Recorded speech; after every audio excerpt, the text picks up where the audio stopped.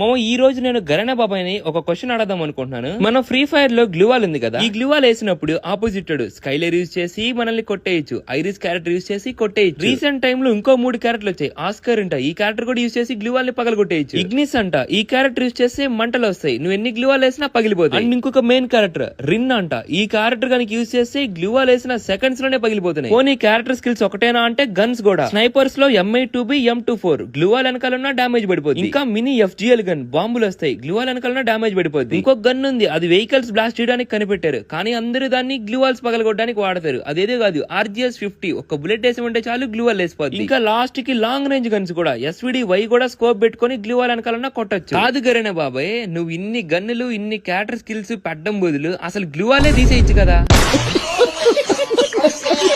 ఈ మాట ఎందుకంటున్నానంటే మామ, ఇరిటేషన్ వచ్చేస్తుంది. ఫుల్ మ్యాప్ పాడేటప్పుడు గ్లూవాల్ వేసామంటే చాలు, ఏ క్యారెక్టర్ వాడతారా, ఏ గన్తో కొడతారా, గ్లూవాల్ వేసిపోద్దా అని చెప్పి ఒకటే టెన్షన్. అసలు మన గరేనా బాబాయ్ గ్లూవాల్ ఎందుకు పెట్టాడు? ఎనిమి మనల్ని ఫుల్ డామేజ్ కొట్టినప్పుడు కవర్ కోసం గ్లూవాల్ వేసుకుంటాం. ఇప్పుడు గ్లూవాల్ వెనకాలన్నా డామేజ్ పడిపోద్ది, లేకపోతే గ్లూవాల్ వేసిపోద్ది అనుకున్నప్పుడు ఇంకా గ్లూవాల్ పెట్టడం దేనికి? దీనికి మీరేమంటారో కామెంట్ సెక్షన్ లో కామెంట్ చేయండి మామ.